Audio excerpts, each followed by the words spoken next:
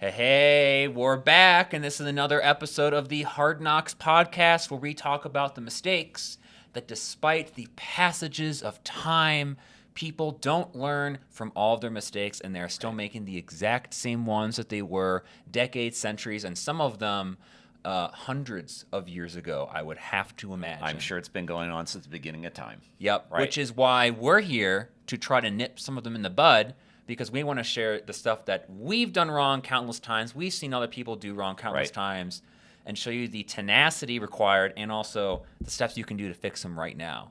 So, really good to be back. I agree. I mean, the last 2 weeks were pretty busy for both of us, and you were helping clients out, make big presentations. I was out giving a keynote at the Definitive AI Seminar. That was a blast. That was really great. Yeah, David did a great job. You'll have to share the link on that. It was really terrific. Yeah, it was a lot of fun. Yeah, analyzing what is marketing going to look like in 2030. Right. I liked how you said it's the year 2030, and I've come back from the future. Yeah, in my DeLorean. Yeah, and here's what it looks like. That was cool. Yeah, that was a lot of fun. Maybe we'll go into some of those findings on another episode. I think that would be fun. Probably not this one. I got AI'd out a little bit. I need to get back down to hard facts. Exactly. Yeah. Right. But you know what? We've got a fake little sponsor this time. Donuts. Yes. Love eating donuts, and I'm hungry, so we're I actually noticed going to you and I chose the same blueberry glazed donuts. Yeah, Yep. cake donut. Cake donut. Yeah. These are from Lamar's, by the way, which I was just looking up. Lamar's is part of Donut Holdings. Didn't even know a company like that existed. And it's a huge company that makes donuts. Oh. And they're right down the street from us here in Parker, Colorado. And so what a wonderful way to start a day. Yeah, with donuts. Eating a donut. Yep, and my favorite tea. Gotta love it. Yeah, it's good. All right, well, let's get into it here. Start with, you kind of have two more hard knocks that have a little bit to do with what you kind of just went through. Mm-hmm. And what I saw a lot of at the conference. Right. So this is coming to you super fresh, right off the press, just like a Krispy Kreme donut when they got the sign shining. Right, hot. Yeah, right. hot. Right. Yeah, exactly. Yeah, and we they love are that. hot. Right. Oh, man, they're so good. Yep. Yeah. Oh, I miss doing that. Those were so much fun. But the hard knock we're going to be talking about first here is when you don't have a channel partner program. Right. Now, for some really quick context on that, because I know you got a little bit of a story to tell there. Sure. But can you give everyone listening just a little bit of context what you mean behind what a channel partner program like is? Because I know it can be hugely, it incorporates so many different things. Right, right. So you have to think about what is a channel partner themselves, right? And that's really a fancy term now for a reseller. Someone else that is a sales force that you're renting. You don't really own them, if you will. Yep. So they're not your own personnel. They're not your employees. And so you'll see them show up in names like reseller, distributor, affiliate is another one that we've heard. Yep. They all have sort of different meanings, but it's the same sort of idea.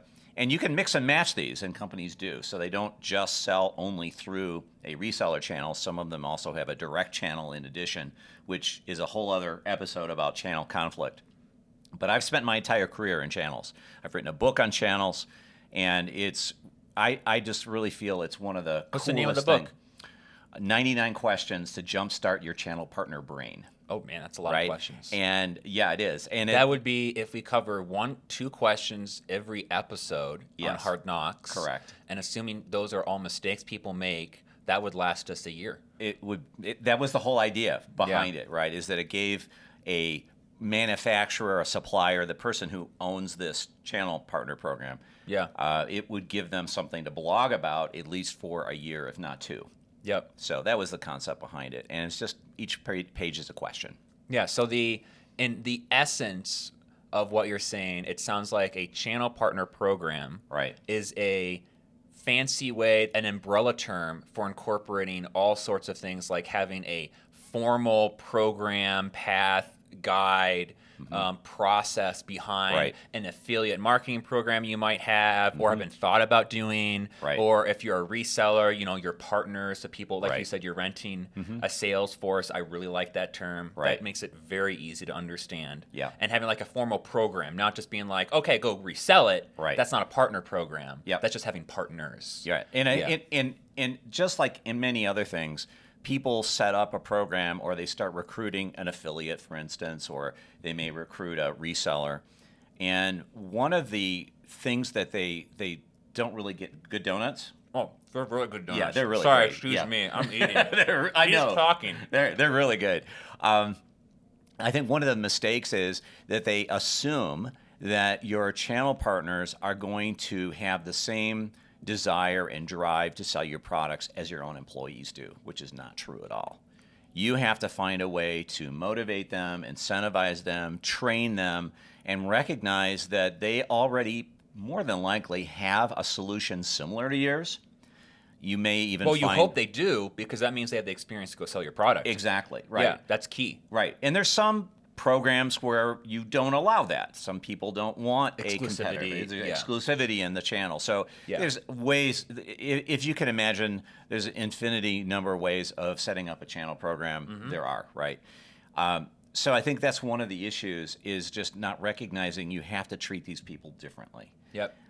Well, you were telling me a bit about the story behind, where this really came up, which was with Zaptron Labs. Right, exactly. Don't you love the names that we come up with? It's so good. Right. I love these names. It takes me all the way back down to Looney Tunes days. Yes, those are fun days. Oh, those were super fun. Right. Yep. Yeah, so that is a challenge we ran into at Zaptron, where they did not have a channel partner program, and they have hundreds of people that resell and provide services for their customers.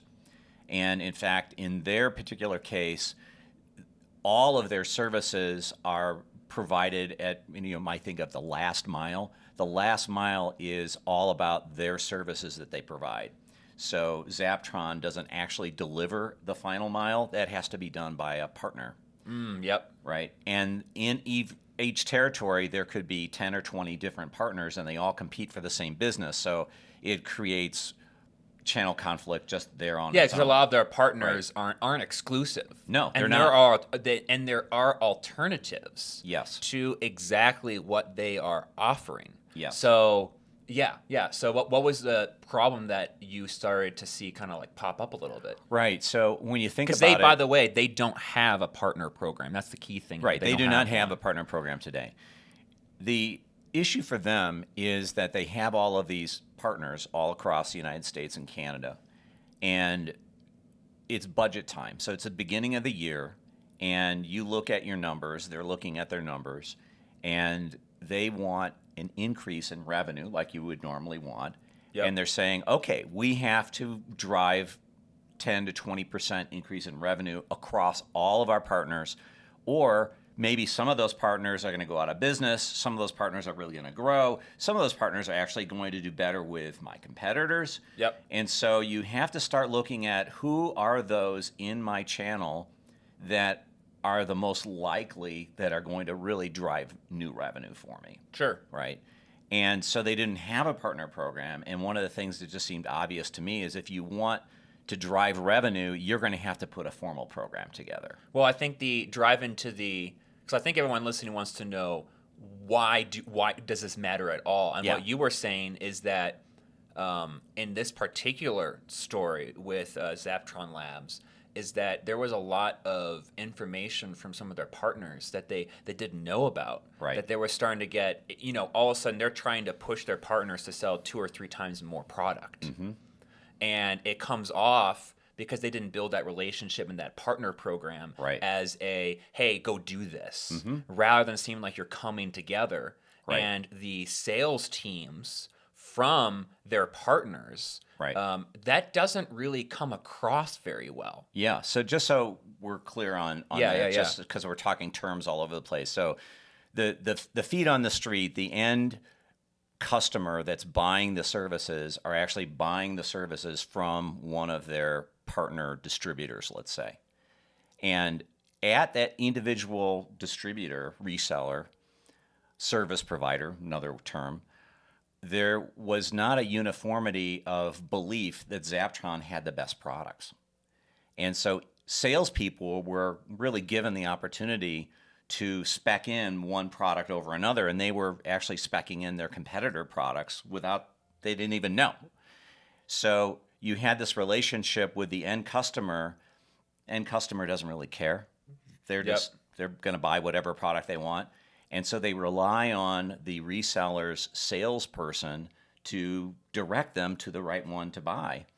But they weren't specifying Zaptron. They were specifying one of Zaptron's competitors. Yeah. Because that salesperson had a better relationship with their competitor. They believed that this competitor actually had a better product. And so you start unraveling this and you recognize that Zaptron doesn't really know what's going on in the field. Yep. They don't have a feedback loop on what's happening in the field. Is the product being delivered properly? Yep. When I hand off a lead that Zaptron's developing, and I give that to my reseller, are they actually following up on that lead? Yep. Are they closing it? And what rate are they closing at? What's their close rate? How can I help them close better? Is there ever a case that I give them a lead and they flip it to my competitor? I don't know any of those kind of things. And that's when, to me, that's a red light flashing saying, I need to add some formality to my relationship with my resellers. Yep. I need a channel partner program. So it sounds like what we're starting to get to here, because we had a mishmash of talking about that little bit of a story, and also getting into some of the things that happen if you don't have one. So let's get back into some of the flow here, so everyone can follow a little bit easier here. Yeah. So I know one of the things that happens when you don't have a formal partner strategy, right? For your affiliate program, for your partners, right? Lots of jargon here today. Gotta love it, right? That's how you know you're actually talking true marketing, is when there's 15 words and no one knows what they mean. Exactly. Yeah, we got down in the weeds. You're absolutely right. Yeah. So I know one of them is brand is very important. Right. Knowing your customers, because the thing is, at the end of the day, right, like you're saying, right, you have your customer, you have your partner, and then you have you. Right? Yes. And your partner is selling the product or the service to the customer. Correct. Right? Yeah, the end customer. So, exactly. And so what happens is the customer, right, they see your product or your service, right? It's your brand that your partners are selling. That's absolutely true.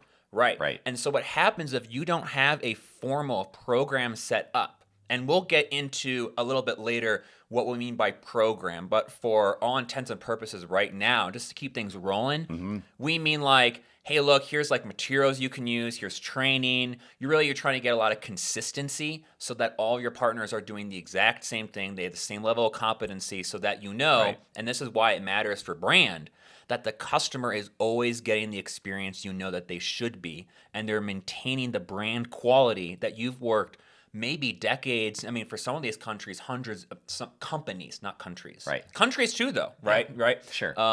That they've worked hard at maintaining for hundreds of years. Right. And when you don't have one of these set up, you're essentially just saying, hey, take my product, do whatever you want with it. Yes. Which can get into some huge problems because what you were mentioning is these customers and also these partners, right? Since they haven't had that education, they're giving completely different experiences to literally everyone. Exactly. Right. And then who looks bad at the end? You Yes. and your partner. Correct. Right. Yeah. When you think about that and brand consistency, just a little bit of a sidebar here is when you think about a company like Chick-fil-A or Starbucks, right? They are brand is such an important thing to them that the water is even measured and delivered so that when you have the water that makes the sodas in Atlanta and that soda tastes the same as it does someplace else, and the mix that they use on the chicken or in the coffee, it all is consistent across all locations. When I sell through a channel partner, I have to make sure what you're saying is the same thing goes, that my brand is reigning supreme, because eventually, in our case, the customer definitely knows that Zaptron is what product was being spec'd in. That they know, right? Yeah, absolutely. And so that experience is really super important, that it's delivered and it's actually measurable, that we can measure the net present value of the service or the product that was delivered. Yeah, because otherwise, I mean, this rented sales team is still a sales team. Correct. If you had your own sales team, let me just ask this question, okay?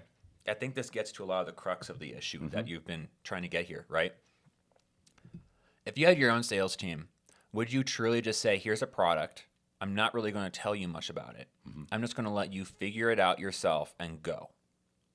Or would you be okay with doing that for someone that honestly you may have not even spent more than a week of time getting to know? If your answer is yes, that means you're either very delusional and might need to go and seek some help for that. Right. That's dangerous.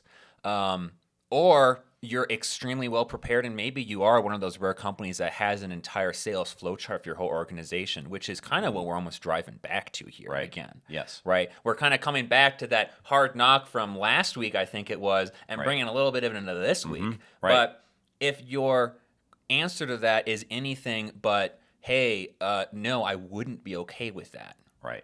then you really ought to start thinking about, okay, maybe since I do use affiliates, since I do have partners, since I do have people helping me do the actual service on my behalf, Right. that you really ought to think about what risks you have because you don't have any kind of standardization or training or anything like that. Right. And I think similar to what our belief is, that if you really love your customers, Yeah. your end customers, these are the kind of things that you want to insist upon.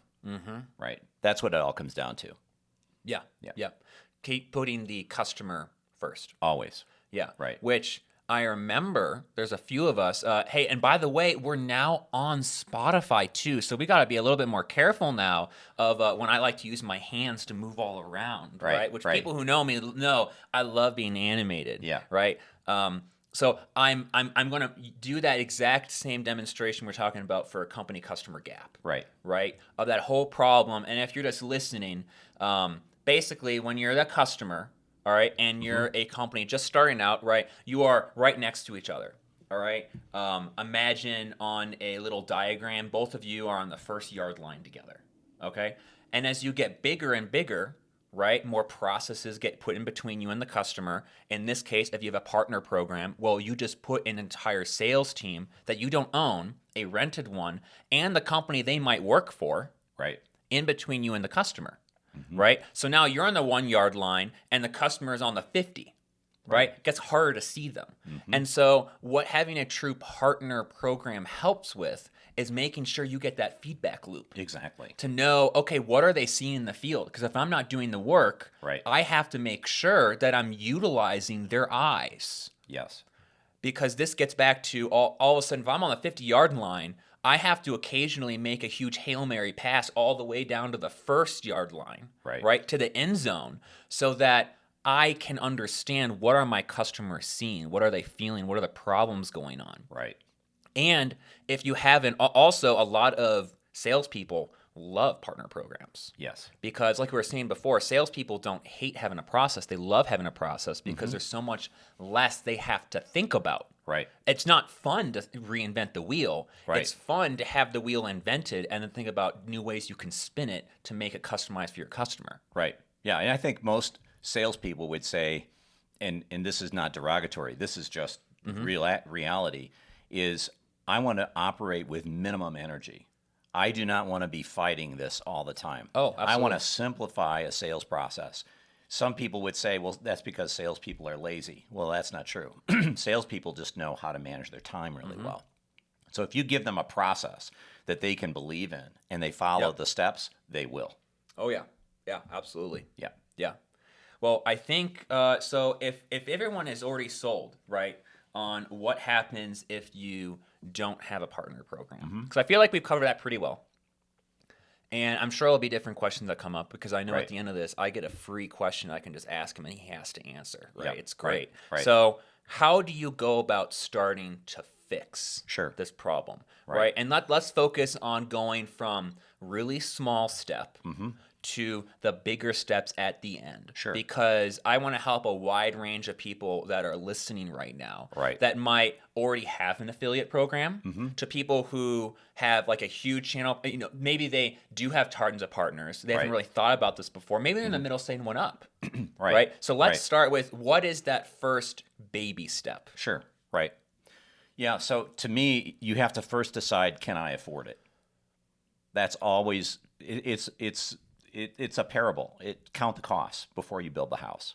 Well, you know what? Right. You bring up a great point. Let's take a quick diversion here Mm-hmm. about how can I afford it. So can you take a few moments to go and explain what is generally in a partner program, so people know why it costs money in the first place, and why for some people it can be quite expensive to go do. Right. Yeah. So I think that the can I afford it is really just deciding whether or not there's money available that if I have my sales increase through my channel partners by X%, and I can look at the dollars that flow down to me through that, my profit dollars, is it anything, right? So if I increase revenue by 20%, is it actually meaningful? Is it I end up with $10,000 at the end of the day? Well, that's not really much, right? So before you even know what's involved in a channel partner program, I think you have to figure out, if I increase revenue by X%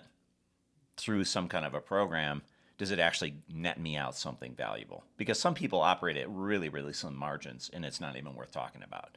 Now, for those people that's not the case, and let's hope that everybody listening that's not the case, you start looking at, not only can I afford this, but the kind of things that are going to be involved in this are things like training. Now I'm going to commit to more training for my channel sales team. Yep. Also, could be technical training. So if there's engineers or people like that are working with the end customer to provide an overall solution for the customer, that's always very common, right? If I sell some kind of technical product that has 3 different widgets involved, I may just be one of those widgets, and there's a couple others. So those engineers on the ground have to understand the whole solution that they're trying to build. So I need to be educating them as well. So not just the sales team, but also the product specialists. So I've got some training involved. I need to set some goals. So if I want my partner program to work, I'm going to have to recognize that there's some sales incentives that I'm going to have to drive here. So it can't just be gross margin to my distributors, my resellers. I'm going to have to add something else to that. Probably have some kind of an incentive program. May even be a trip, like, hey, if we meet this stretch goal, we're all going to go to some wonderful location for a weekend and go golfing or something like that. Yeah. Right? Yeah. So you have to start thinking that way. Because you have multiple people Yes. involved here. Right. Yeah, and I think the main point is that, so one, yes, you have to go and figure out, how do you make this not just worth it for you, Right. but worth it for the people doing the selling for you. Correct. Right? There's 2 parties here, and also to some extent the customer as well. Right. Right? How can I, through doing this, also impact the customer and give them an even better experience than they were before? Exactly. And writing things down like this which is what you were getting to with training. Right. Right? That's why train is so critical, because remember, you want that brain consistency. Yes. Right? So there's incentives, the right incentives. That's Right. probably an entire talk for another time. Yep. I don't have that book here right now.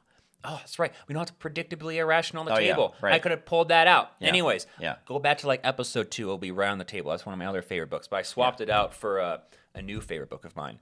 So you have that Yes. as well. Right. And then in addition to it, a part of what goes into making a really good partner program is figuring out, well, what should the expectations be on my end and their end? Right. Right. Having everyone on the same page. I mean, Yes. this goes into also things like, well, since I should know and have probably talked to the all my partners, affiliates, etc. Right. Where are they getting hangups? Because part of my partner program is going to be developing materials Right. and ways for them to go bust down doors Yes. that get put in front of them that I'm constantly developing. Right. Because if I have 100 partners, it makes way more sense for me to take the hit, go develop all the material, and then they test it out and come back with feedback. So Correct. that's like it's very all-inclusive, right? You've got Yes. basically flow chart, this is how you do it. Mm-hmm. Training, this is what it involves. This is what our product means. This is what our Right. brand is. Yes. You have expectations. So Mm-hmm. imagine a little square, right? You have first base, second base, third base, right? Expectations. Right.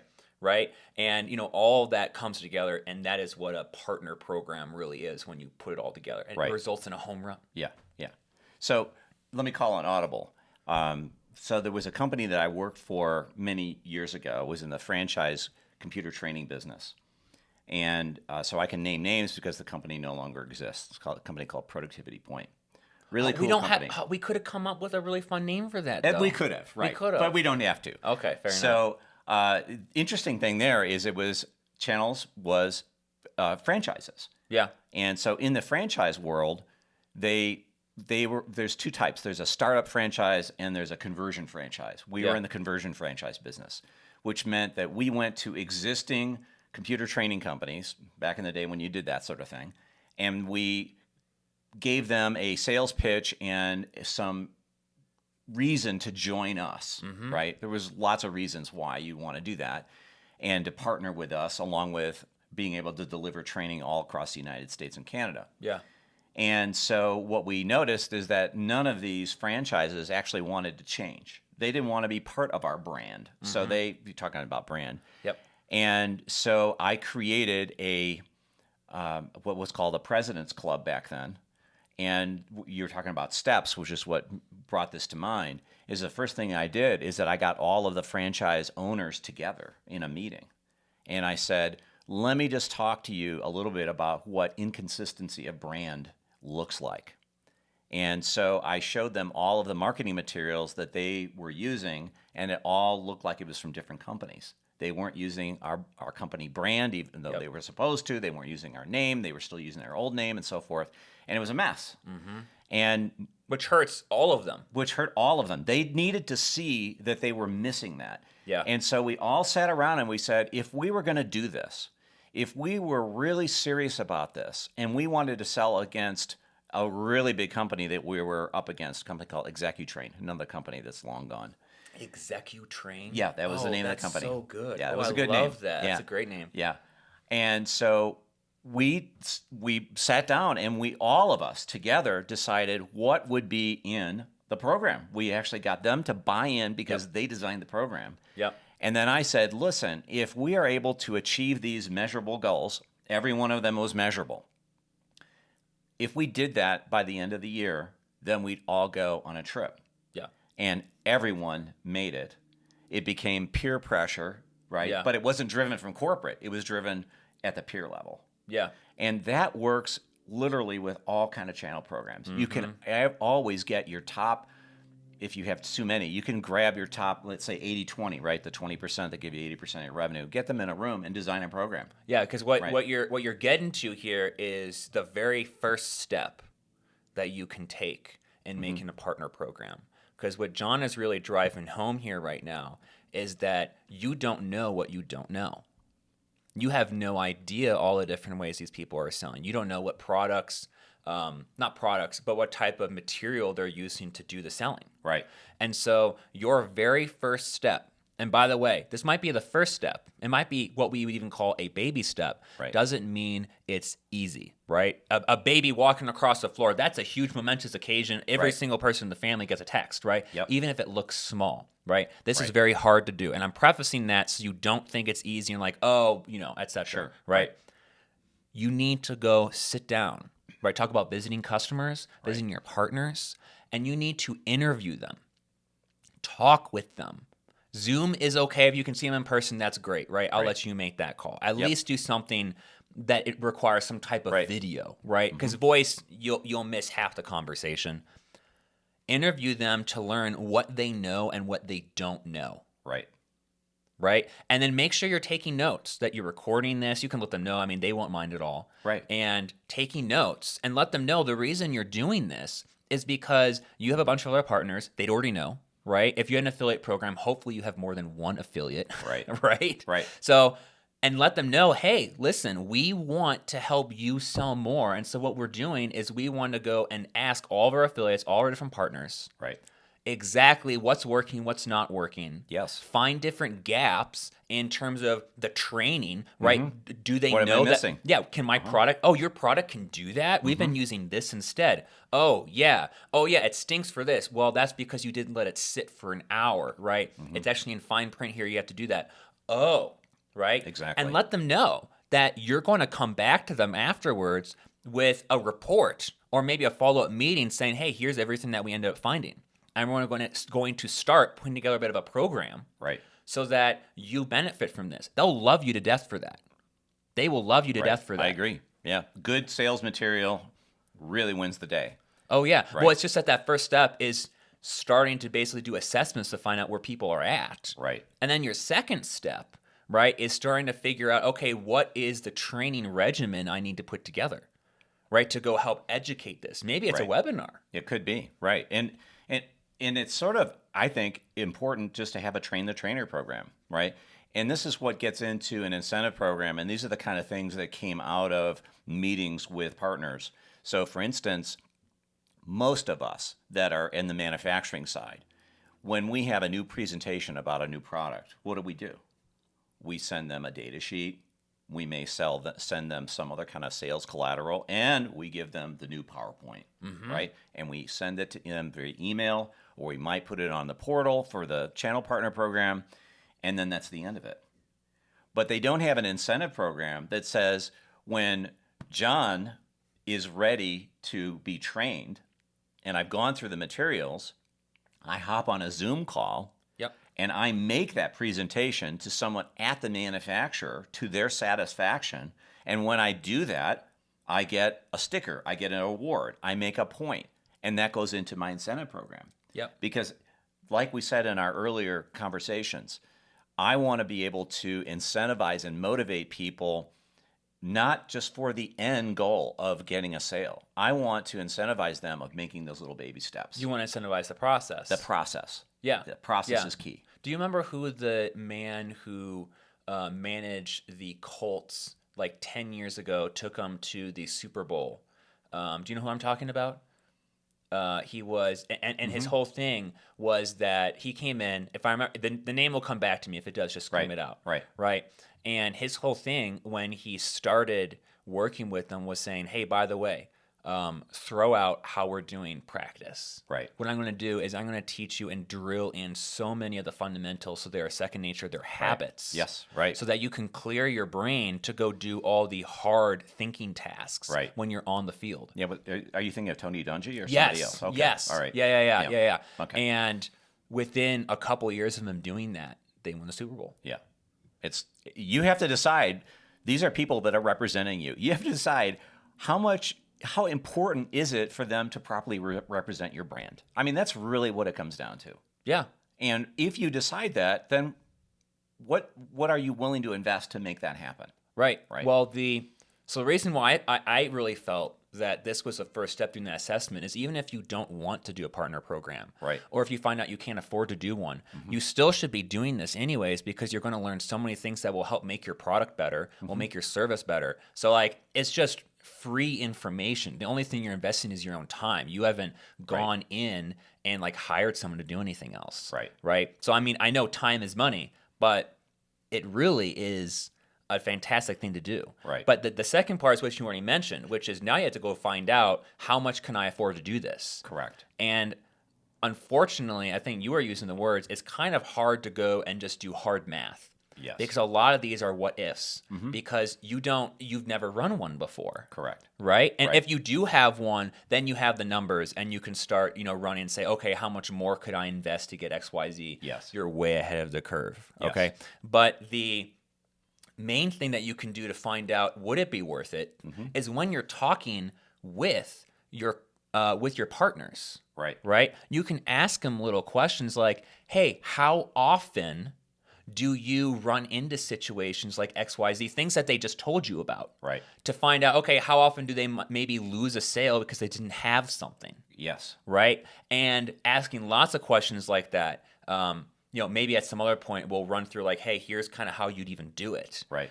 But you're basically involving them in the process of having them tell you how much more they could sell with your support behind them. Yeah. And very quickly through doing these interviews, Mm-hmm. these assessments with everyone, right? You can start to put together the pieces of, okay, great. This is how much more is on the table. Right. Before we even talking about how much more attractive your program is going to be and how many more people that will onboard because you're giving them support. Right. Right. So without that, you're going to come together with a pretty good number. Right. And we haven't even got into how you can do that with looking at 80-20, but we won't do that so we can get to some other topics here. Right. But you can get to a pretty good solid number just from talking to all of your partners, being like, okay, how much more do you think you could do if we helped you do X, Y, Z? Right. And make it, a nice, comfortable situation. They want to sell more anyways. Yeah, and I'll just jump in here.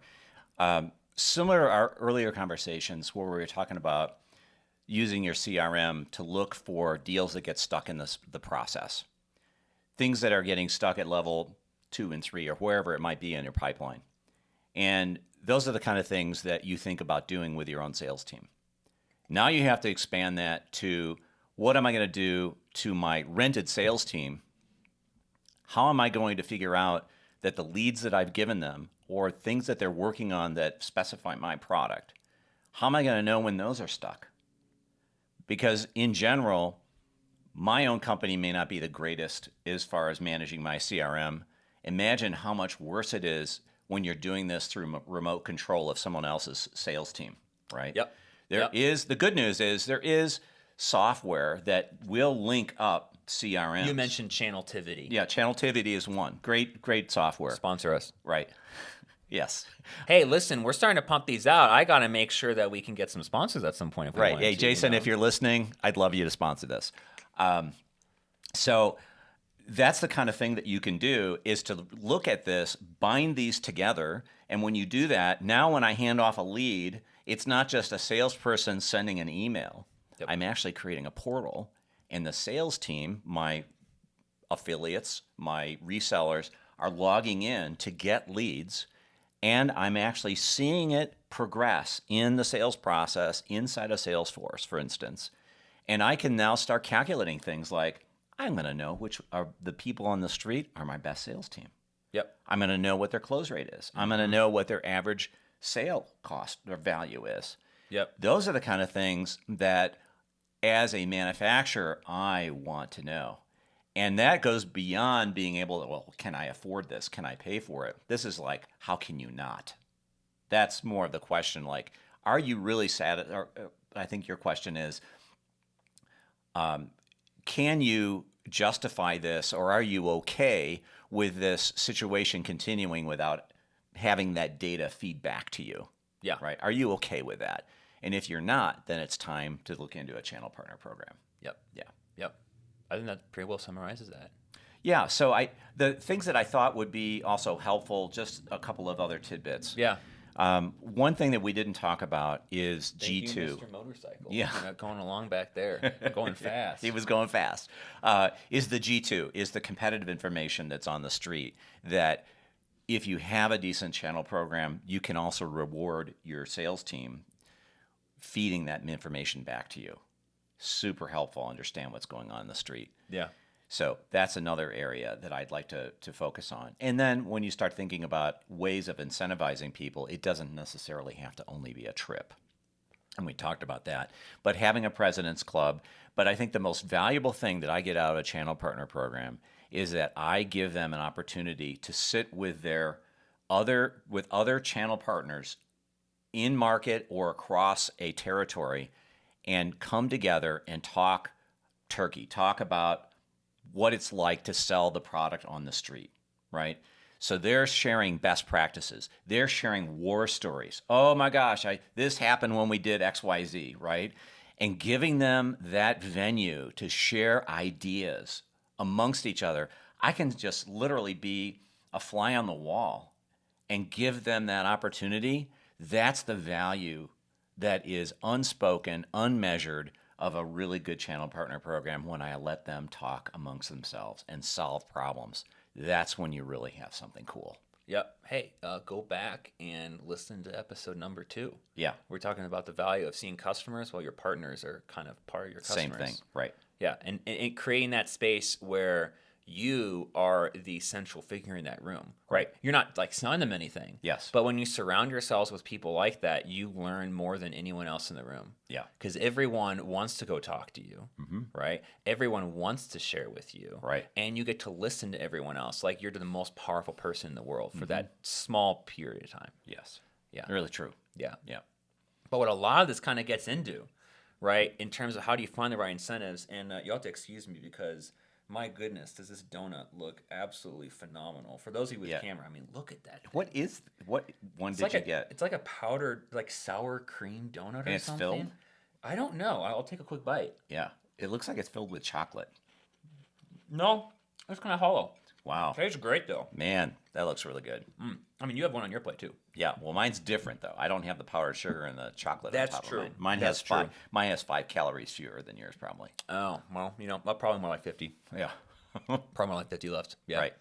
But a really big thing, if you're trying to find what are the right incentives, right? What is, I mean, a lot of this gets back to data. Yes. And this is the second hard knock. Right. This is a huge pet peeve of mine. Yep. Just coming back from that AI conference I spoke at. So many people aren't collecting the right data. And so you run into all these different people. They're Right. like, oh, I want to do this with AI. I want to do this with AI and everything. And in my head, I'm thinking, that's great. And you can do a bit of that. But if you don't Right. want to get your lunch eaten because of how fast it progresses, you need your own data to make it like slightly customized and unique. Yeah. And you have none. Yeah. The word that comes to me is anecdote. And I think that whether it's a reseller program or a direct sales team, any data, we have become so akin to listening to people that just is sort of like the last person we talked with. No data. It's, oh, so and so said this, therefore it's true. Right? Right. It's anecdotal data that I wouldn't even say it qualifies as data. And so that's what I really feel like you're talking about is we need to get beyond just the anecdotes and the things that we hear or the emails or maybe it's something on social media. We need actual real life data. Yeah. Yeah. Yeah. Well, so the big thing that comes to me is, gosh, there are so many stories of people not having data. But one of the ones that was kind of sad was probably looking back at Stark Industries is one of them, Right. where they never took the time to think about what questions we'd want to ask data. And that's something Right. we're going to talk about afterwards as for why you need it. But they got to the point where they had a lead form on their website, which was Right. probably the most important thing on the entire website It when you think definitely about was, it. right. And they never could answer the question of what that was worth. Yep. Even with what the filling out the lead was worth. Yeah, well, they Right. didn't know what the value of a new lead was. Yep. They had no idea. Yeah. And we did so much data science. Like we cracked open pandas. We went and exported all the data from the last 10 years they had. There was a humongous amount of data cleanup. But the thing is that they had that lead Yep. split up between where it was submitted to, where it was then stored, how the sales team then contacted the person, who they then got transferred to, Right. because the person who filled out the form wasn't the person who made the decision at the end of the day usually. And then 6 months later when a decision was made, they just made a brand new entry that sometimes didn't even match the company name correctly that was originally I submitted. forgot about that. Oh, Yeah. So there was no chance. And so what we were able to do is for the ones we were able to match up perfectly, which Right. is like maybe 15%, which was still a huge amount of work. Right. The number we got, like just instinctually, I was like, there is no way this is the right number because I know it's way more valuable than this. Right. Because I think it was something like a couple $100s. But I'm like, no, a new lead is absolutely worth 1,000. Yes. You know, it's like that. What's really important in data, this is a super small little tangent, but I love giving credit to my old physics teacher. That name, Dr. Carter. Yeah. And his whole thing with physics is the math is important, but you have to be able to visualize it. That's true. Because if you can't visualize it, you will never get a sense for this doesn't sound right. Right. And he tells stories all the time where he'd get called in for some friends that are like astrophysicists, way smarter than this guy. but he had a really good intuition. And he was like, yeah, no, they were working on some math problems. And I just really quickly looked at like the units. That was his big thing. Look at units. Right. Can you cross them all out? And it's like, this doesn't sound right. I think you're wrong. And all of them were like, no, you're crazy. The thing is, they went and double checked their math and he was right. Right. So my sense of, no, this seems way too low. Like, it's great we have a number, but this ain't right. And it was just sad we were never able to fix it. Because that was almost 10 years worth of data they'll never get back. Like, it would literally take them probably a year's worth of their entire sales team just trying to do interviews to figure it out, and it'd still be erroneous. Yeah. And not to mention, I mean, it was even at the point where they couldn't really figure out who their top, customers really were. Right. I remember when we finally finished some of that research, it was a bit of a shock who it was and who it wasn't, which got into things like they were spending a bunch of time with customers, almost resellers in a sense as well. Yeah, many of them were resellers, right? Yeah, that really it just wasn't worth it. They just hadn't provided much value to Stark Industries yet. And we were pumping in so much time and effort instead of the people who really were. And the only reason we found that out was like through interviews, actually talking with people. I mean, they just didn't have the data. And so I think you can kind of allude to what happens when you don't have data. Yes.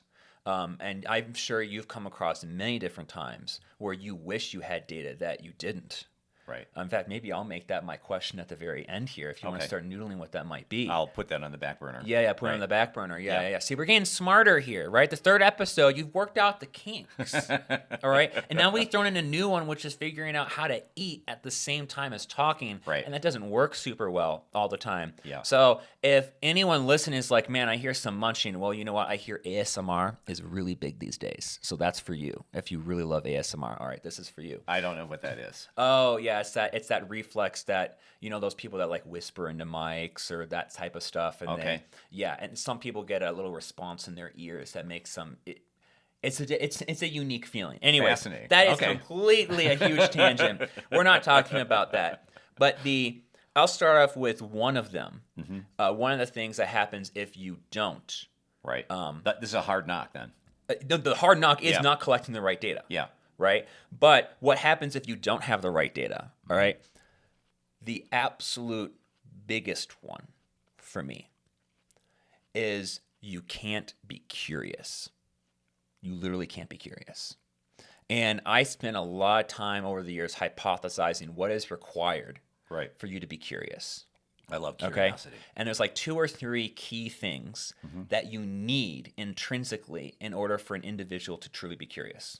One is you need access to data, but good data that actually has the answers there for you. Right? A lot of times people will just have different reports given to them. They don't actually have the data, which means if they ever wanted to ask a question, they just don't have it. Right? Which gets into the second part, right? Because you have to have easy access to it. Sometimes you have to go through your whole data science team. That won't cut it. Right? Because I need to be able to answer these questions myself. Right? Which is where dashboards are very important. Right? But I also need to know what are the right questions I should be asking. Because what happens is when you don't have both of those at the same time, and that's a very big rarity. And I'm going to say that again. It is a rarity that you have data that is easy for anyone in your company to go and access, right? The third point I forgot to bring up is that it also needs to be very easy to understand, right? You can have raw data. If I showed you raw data, you would have no idea what the heck you're looking at. I might. But then it takes someone to go and organize it very well so you can know what you're looking at. But the third part, and this is why at the conference I was actually talking with many people, saying they detest data scientists and that they're worthless. Oh, gosh. Now, I wouldn't agree with them to that sense. Right. But I do agree with what they were driving home with. Yeah, what's which that? is data scientists, usually, many of the time, right, they don't have the industry experience to know what question to ask. That's true. If you tell them a question, I see where you're going with that. Right. If you tell them a question to ask, they can then go and generally find the answer. But again, they're missing part of the intuition part that Dr. Carter was talking about, which is to know, does this even sound right? Because I might have to go, change things up back and forth, right? what happens if you don't have all three of these in the same place? Just to reiterate, right? This is very important to me, right? So we're taking time on this, right? I love curiosity. You have to have easy access to your data, right? It can't be owned and controlled by someone else. Right. It has to be easy to understand, and you have to know what questions to ask. If you don't have those three, you get what is called learned helplessness. Because think about what happens. I think of an interesting question to ask.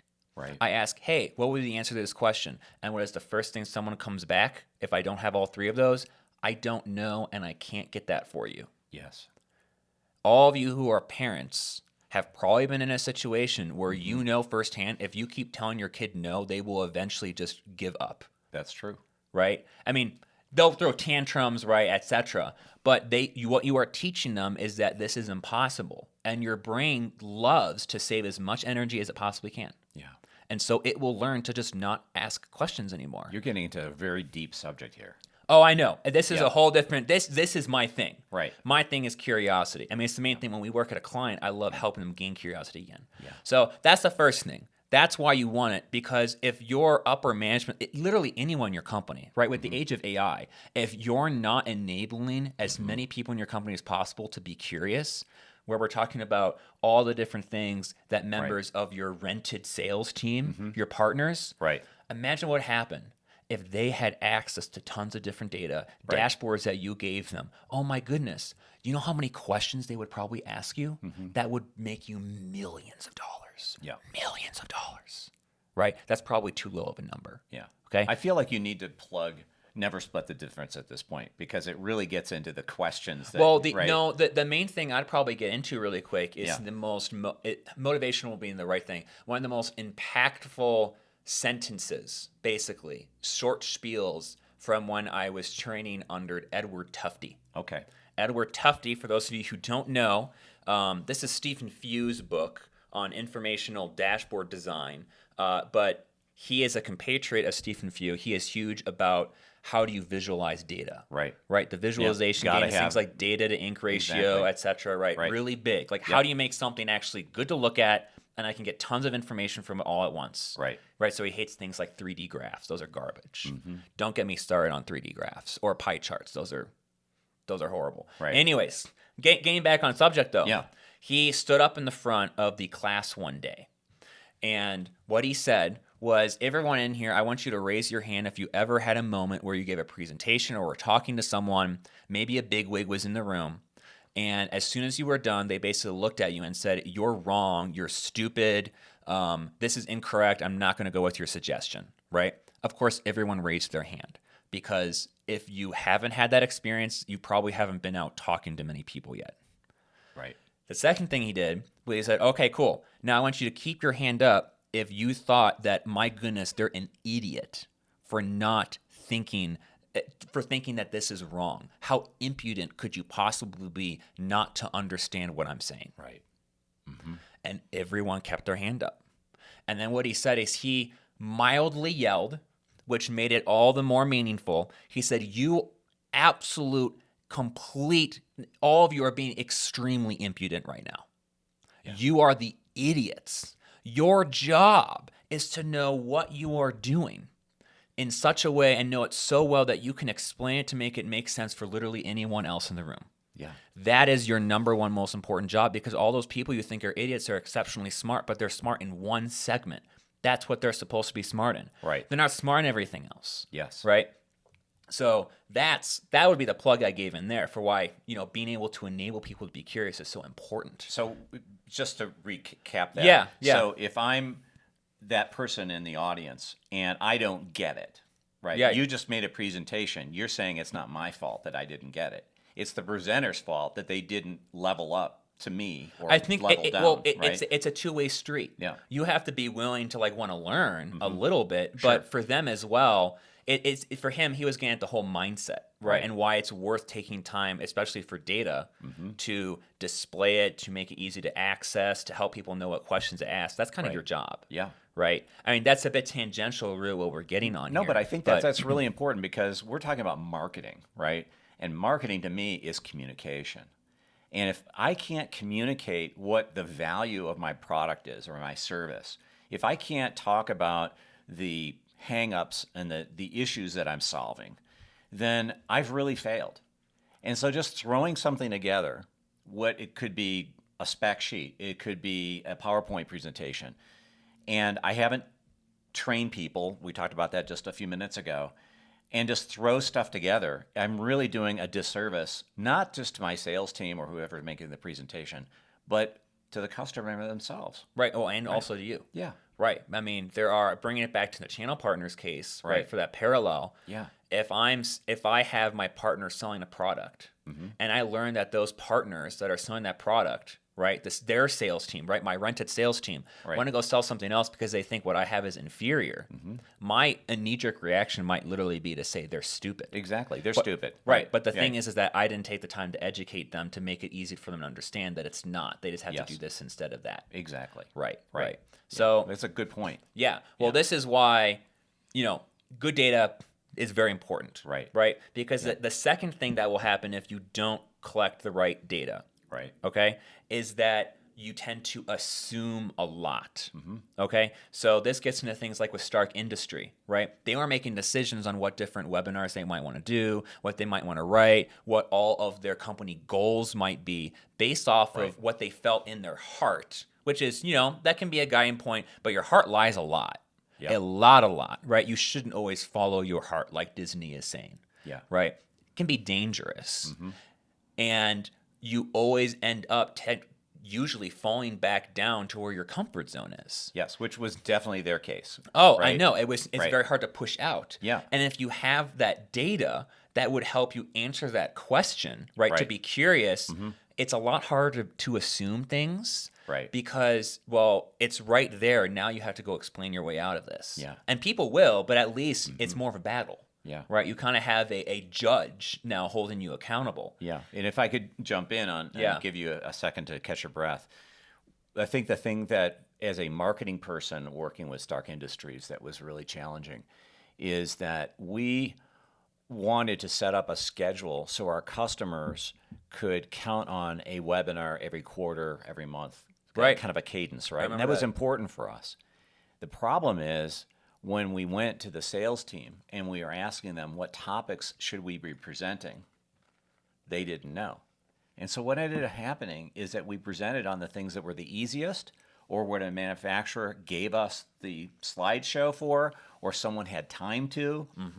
It was really, it went down to a very low common denominator, and no one ended up getting anything of value, right? Yeah. It was the heart that lies, as you were saying. Yeah, exactly. That's what drove the calendar of events rather than customer need or driving a top line revenue or those sort of things. Yeah. And I will say that the last two things that happen if you don't have good data, right, is one, bad data creeps up. I'll go over these pretty quickly so we can start talking about how you fix the problem. Right. Because I've harped on this probably more than enough now. Yeah. Okay? If you know David Fox, he is a storyteller and he absolutely loves curiosity. Right. And the world loves to rob people of that. Yes. Right? Come to my next talk show, which is just David banters for an hour. Maybe some people would actually like that. If you would, go shoot me a LinkedIn or something. I'd be happy to go do that. Right. I love talking. Yeah. But so one, bad data creeps in. Because remember, if you're moving with where your assumptions are, we're in the age where data is like, oh, data's king. So what are you going to go do? You're going to go make something up, whether you think so or not. Sure. Right? And a lot of times you might be tracking something incorrectly because you didn't ever give any forethought to what you might need. That's true. So you got a lot of bad data. Yeah. That happened all the time, right? Chapter and verse, I'm not even going to go into it. I probably Right. mentioned every single person we've ever worked with has had a bad data problem. Yes. But the last one is, and this is just a quick little side note, is that in the age of AI, like I was talking about, if you don't have good data, and we'll get into really quickly what good data is, right? Then you'll never be able to take advantage of how amazing things are going to be and already are, right? My view of a lot of things going on with AI right now, as much as I hate that term, it's a term everyone knows, Right.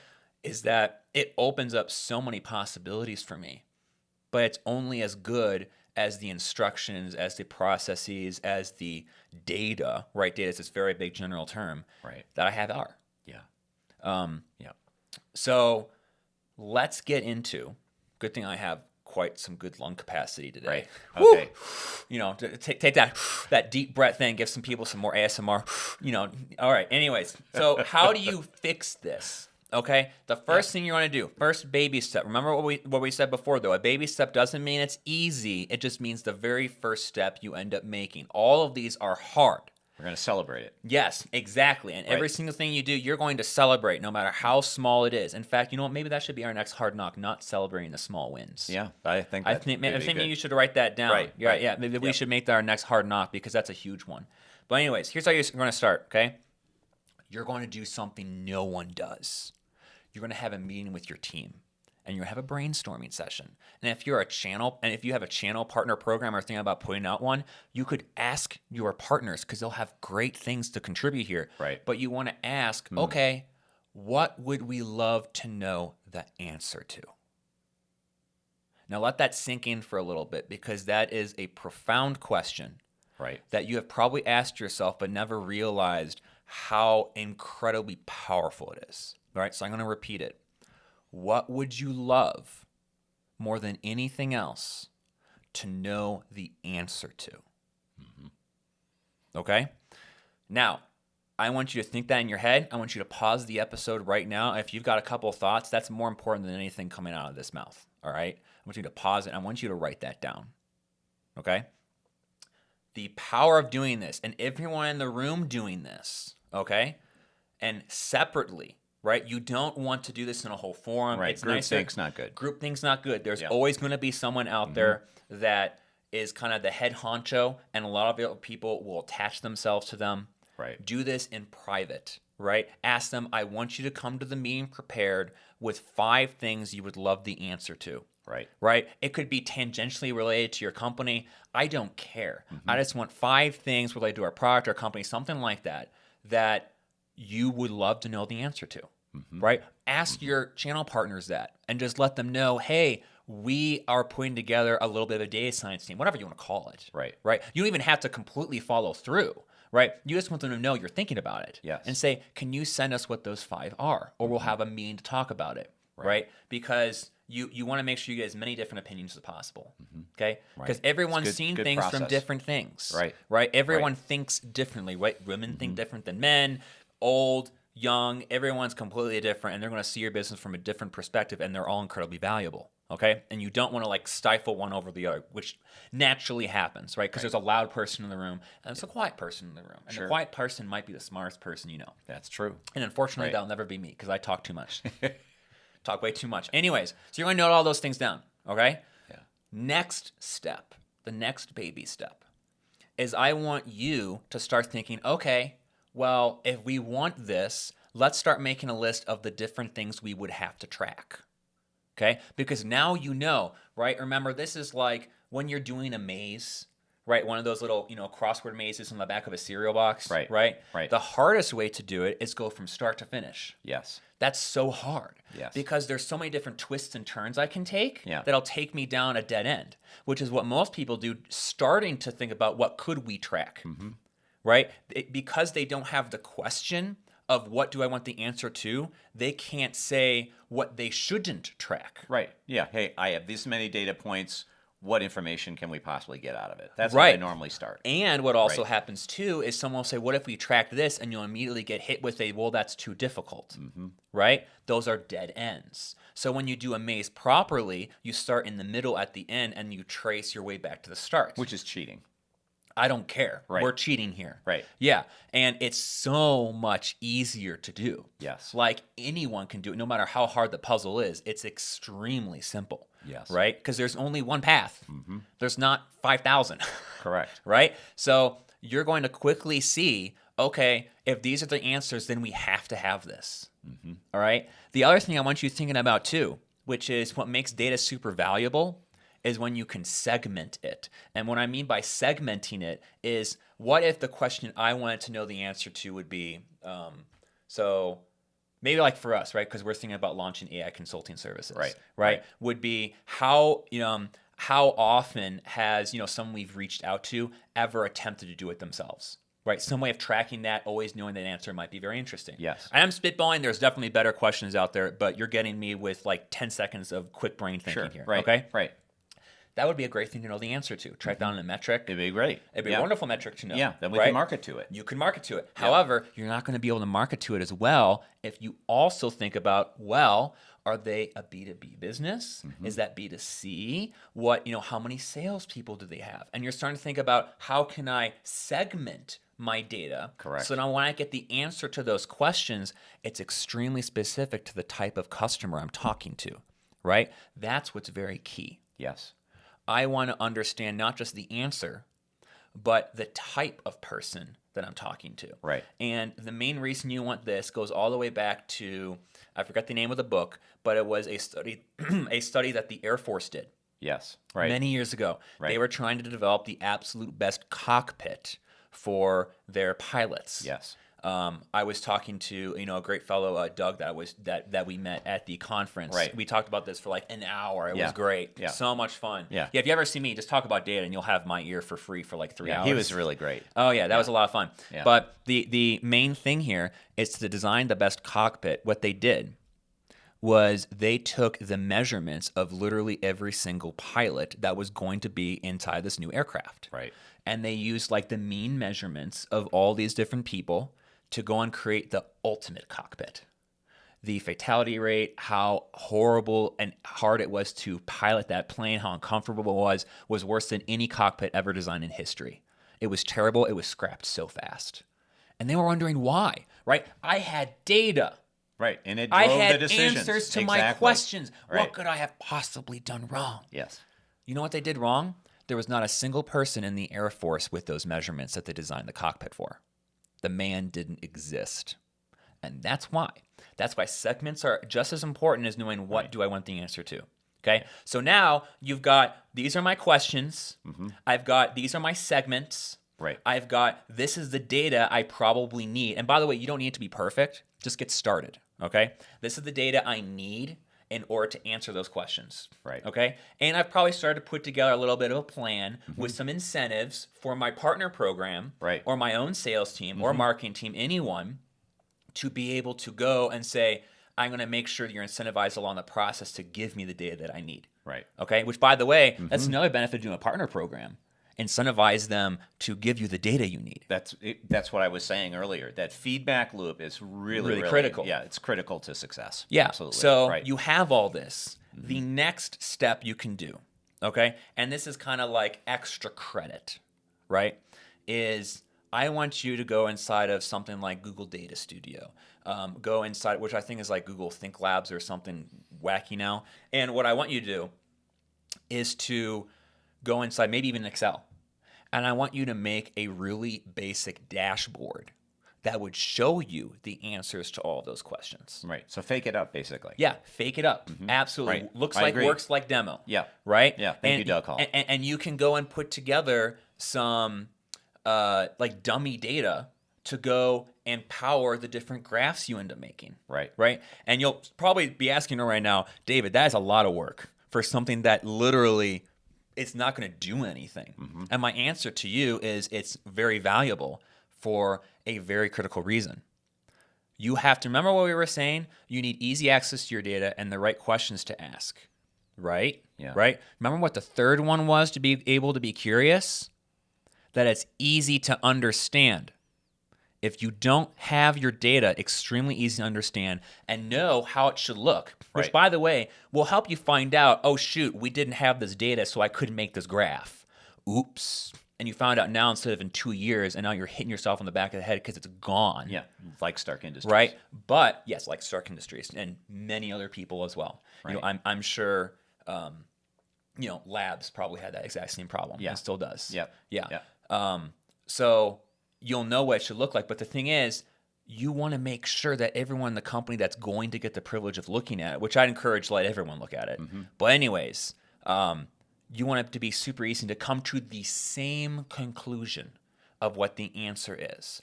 Because if there's any uncertainty in how you are showing and answering the question, people will, remember, as much as possible, go back to what they want the answer to be. And they will come up with different delusions, right? There's lies, damn lies, and statistics. Right. Exactly. Which is why you need to be crystal clear what the answer is, and there's no other way of interpreting it. Yeah. Super important. So that's what I would say. There's many other different steps, but that's how you would get started. Yeah. And that's what's really important to go and do. Yeah, and I love your segmentation idea because that gets in for me as the marketing guy.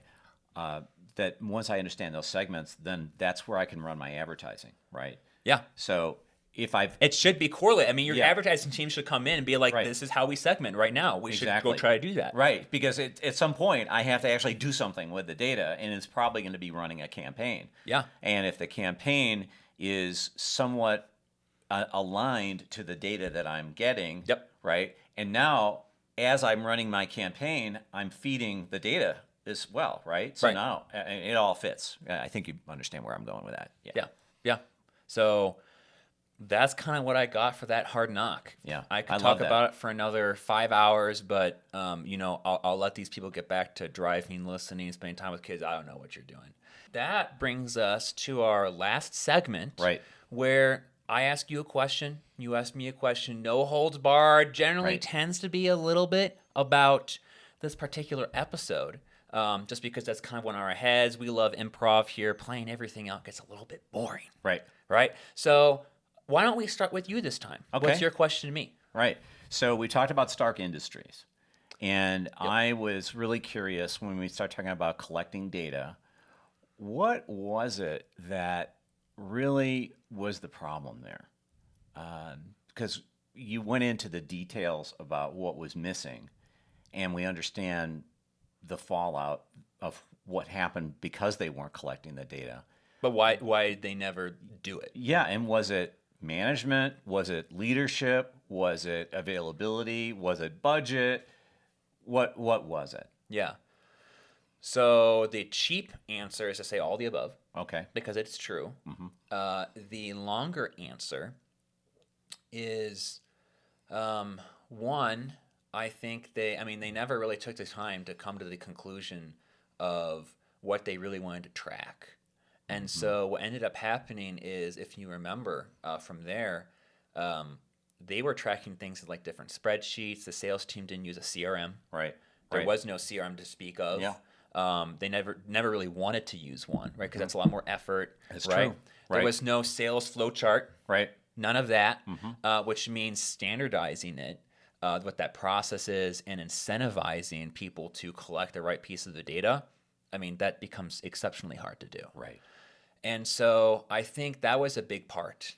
The second part of that definitely being on the leadership side, it's really hard to go and have a team that honestly, for the lifetime of the company, really was very much BD oriented in the Right. sense of everyone has their own process. That's how it's supposed to be. Yeah. When you're a startup, which they used to be in a family business. Right. Right. Very much so. You want people trying out tons of different things, but you eventually have to make that shift to, hey, we need to have a standardized process here. Right. Right. And that was never done. And for a while, when you're the leader in a company like that, it's going to, for a while, feel like you're Prometheus pushing a boulder up a hill. Yeah. It's a lot of work. It's very hard. And you have to do your best at bringing tons of energy. Right? It has to be your thing. And I don't want people listening to feel discouraged that if you're an older business and you see this happening and you want to go fix it, that, it's too late. Because it's not. But it is going to require you to champion this. And to quickly find other people to help you push that boulder up. Right. Because you can't do it alone. You're going to be met with a lot of resistance because people like going with what's comfortable, which is what they've been doing for so long. Yeah. And so that was really a big point there. I mean, because I know we made a little bit of an effort at least to go try and clean some stuff up, but there was just a lot of resistance. Yeah. And that is something that, for everyone listening, you should be aware of. That despite everyone knowing that data is important, Right. they don't like the work required to get it and attain it. Yeah. I think I'm kind of maybe thinking about my own answer to that question. Yeah, yeah.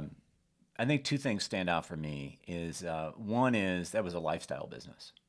And I think one of the things that we've seen in working with so many lifestyle businesses where the business almost can become a hobby is that you're not as serious about the numbers and the curiosity and the data that you need in order to drive these kind of things. Sometimes I think for them in particular at Stark, they weren't really sure what business they were in. Yeah, it's And true. so They never really had a super established, this is our brand. right, right. And so they hopscotched around different things that they just wanted to do. And I think we've seen that at Acme as well. Yeah. That they're, oh yeah, we're another service, another You know, product. Sure, Zaptron let's Labs just, probably to some extent. You yeah, know, they we'll do have, whatever yeah. we want, right? Yeah. And I don't see that in the publicly traded firms or the companies that are going to go IPO, where they're delivering real value, something that's measurable, because they're not beholden to family members who will probably let them off the hook, but they're beholden to a board and shareholders, and they have to be able to show that they have a process for generating revenue. Yeah. And I think that's can be missing in some of the lifestyle businesses where they are kind of driven by whatever they want to do. I think there's just a lack of discipline around that. Yeah. Yeah. So my question for you Yeah. is, we've been going, lots of, honestly, some people might even say, man, this is almost depressing knowing how far behind I am, et cetera, et cetera. And we keep like harping on these different points. So I want to Sure. end on a little bit of a more uplifting one. Yeah. Which is, what is the coolest, most successful partner program you've ever seen, been a part of? Right. You know, what made it good, and what was the impact it had? You know, Right. at just a little bit of a motivation for people thinking about, hey, maybe that would be something I should do, but I'm kind of on the fence. Right. Yeah. Yeah. So there was one I was involved in, and it was kind of a partner program. It was a direct sales team plus distributor sales team, so there was a little bit of a hybrid. Yeah. But it doesn't really matter. Yeah. I think the main thing is that it was driven from the top. It was run by a third party that the company hired to actually do it, to make sure that it got done. That ensured that there was good communication through the whole time. So it wasn't waiting for an employee who had all sorts of other things to do. This was something that we got a regular communication that was sent to each individual that was participating, like I was, and so it was involved a lot of members in the sales team, the engineering team that I worked with, and so there was that. It also involved family members, so the communication was not just sent to me, it was also sent to my wife. There was a trip that was at the end, which everyone could win. So I think that's another thing that I've seen in good channel partner programs, that if you're going to have some kind of rewards and incentives, everyone wins. It's not a sweepstakes or a lottery that there's only one winner, that everyone can win. And also what we talked about in a prior episode, as far as rewarding those little baby steps. And so there were some rewards along the way, that there was like a fast start guide, or fast start reward if you did something in the first 30 days and 60 days. And some of these had real trophy value. So I remember one was a Hartman leather briefcase back in the day. I don't know how expensive it was. It was probably $800 or $900. And it was really cool, because then I brought that into the office, and all of my contemporaries could see that John Fox was the first one to win it in the office, right? So you created a little peer pressure there. So I think all of those things, and there was a real driving factor. I mean, it also had to do with design wins, so there was something that, to validate a design win, I had to go to a customer and they had to sign something that said, yeah, we're going to go with this particular technology. Or it was a certain sale that I had to make of the different products, and it was products across all of our product lines, so it wasn't just one particular product line, which is what they were trying to incent us to do, is to sell the whole product line rather than just one individual product. So all of those things, to me, went to strategy, communication, rewards, involvement from everyone. There was some check-ins to get everybody on the same page. This is prior to Zoom, so we had conference calls on this kind of thing. But all of those things were really fun, and it ended up with lots of winners and very few losers, if you will, or people that didn't participate. Yeah, that's cool. Yeah, it was fun. So that makes me think of one last question. I'm going to cheat here. Yeah. So You've been in a bunch of different companies. Right. What piece of data or what question have you always wished, could have been when you were just working at one company. It Sure. could be all of them. I don't know. You take it how you want. Yeah. But what is the question you wish you had the data to go answer for back in those days?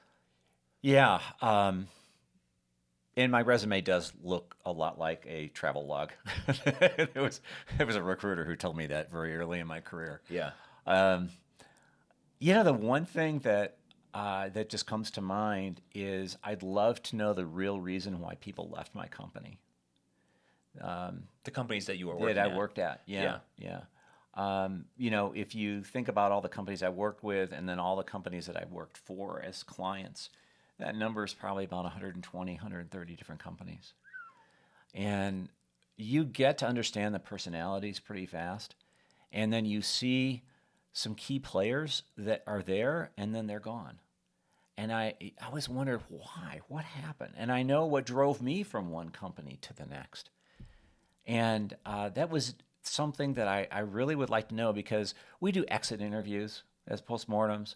Sometimes we'll hire a third party to do that. I think we're all kind of interested in that. But I really feel, having looked at those exit interviews, that the employee that's leaving never really is honest. They don't really want to tell you the real reason. Mm-hmm. Because when I look at and try to, I've got a great network and I do stay in touch with people. You find that the reason that they gave for leaving is not the reason that they actually acted on. And it's generally not salary. It's that I'm working with somebody in the company that is a cancer in the company and really needs to be taken out of the company. And it's somebody that, may be a top performer, but they're doing drugs, or they're having an illicit affair with another employee. These are all true stories. And it's just completely sad when that behavior is allowed in an organization, and then you see some top performers leave, and then you wonder years later what happened.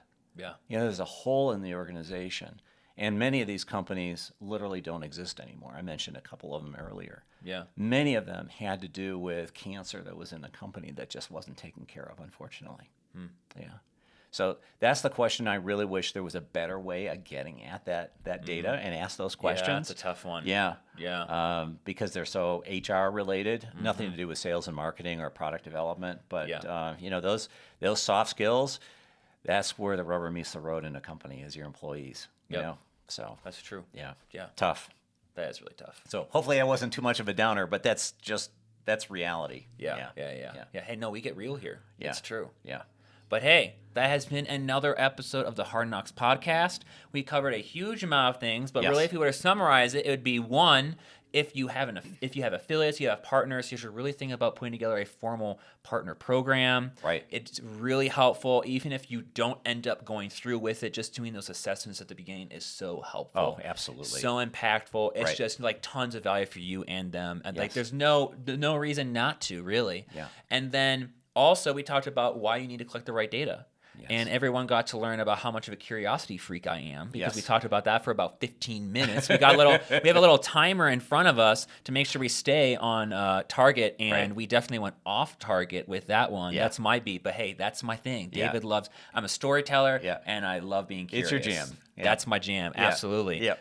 So Yeah. you know what? Maybe we'll have a new sign off here, because that's all we got for today. Anyone, stay curious. See you next time.